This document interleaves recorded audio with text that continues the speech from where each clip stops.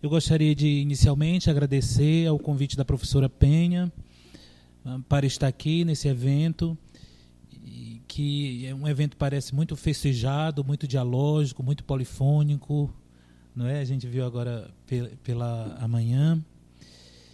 E aí o tema da minha fala é esse que está aí nesse primeiro slide. O Evangelho Cristão como narrativa menipeica. O tema geral dessa mesa, como vocês sabem, ele vai tratar do discurso religioso, do discurso urbano, não é esse o tema da mesa? Aqui, diálogo sobre enunciados das esferas religiosa e urbana, certo? E aí o tema da minha fala é o Evangelho Cristão como narrativa menipeica. Para iniciar a minha fala, eu vou apresentar muito brevemente a temática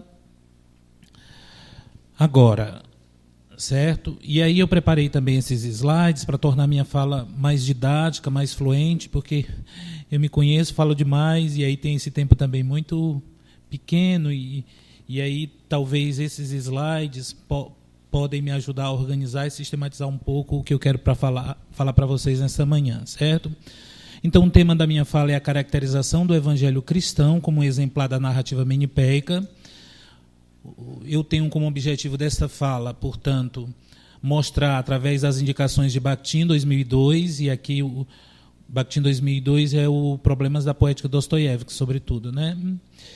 Mostrar através das indicações nesta obra que ele faz do que é chamado Gêneros do Campo do Sério Cômico, e aí a minha detença maior vai ser na sátira menipeia, ou somente menipeia, e aí toma as narrativas do Evangelho para caracterizar como um gênero menipeico, como a própria indicação do Bakhtin.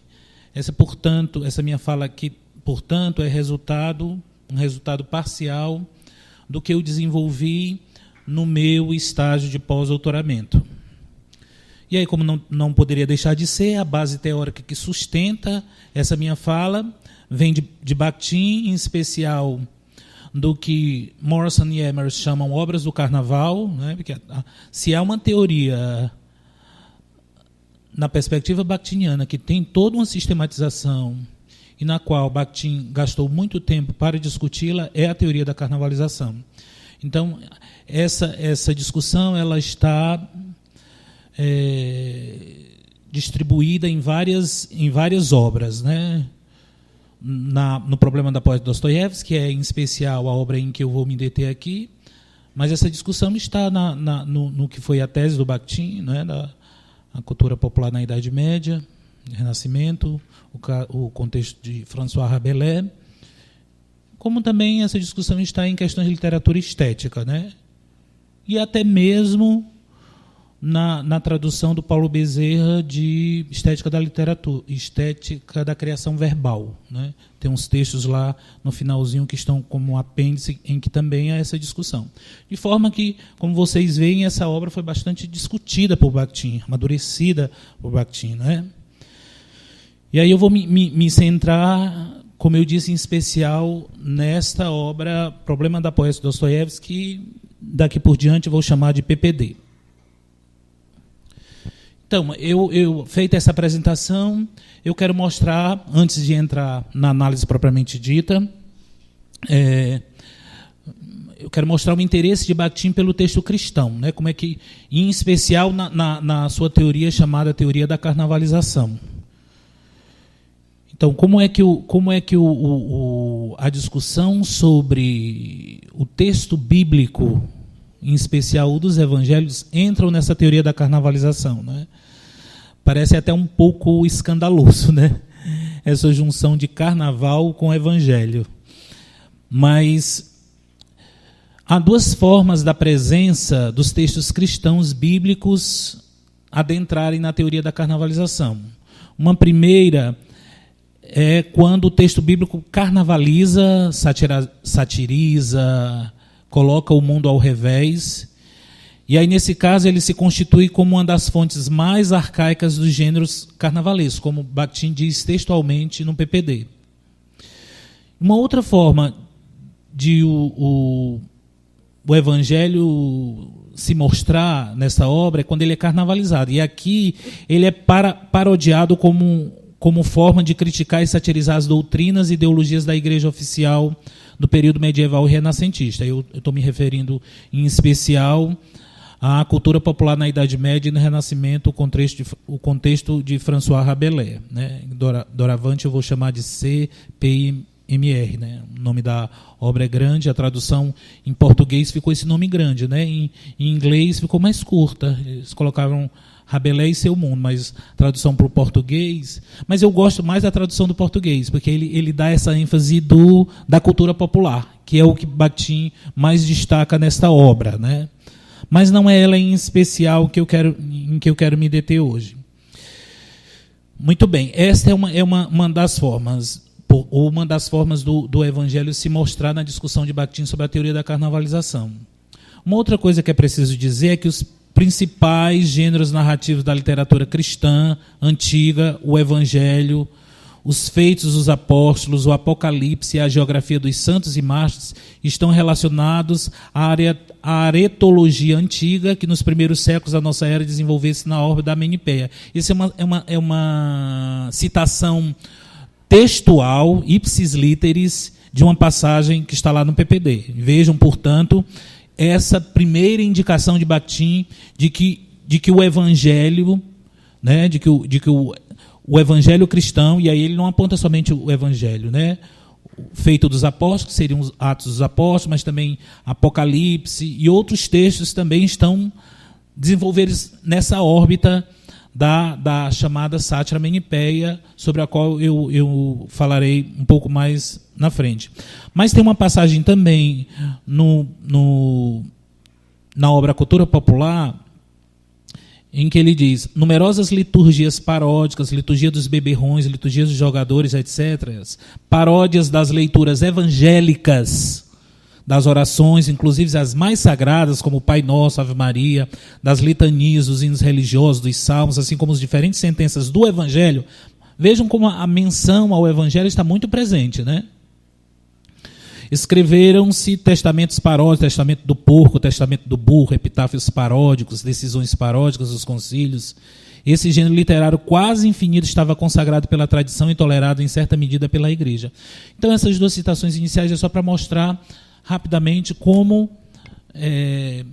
o texto cristão, em especial os evangelhos, adentram na discussão de Bakhtin sobre a carnavalização, o carnaval. Né?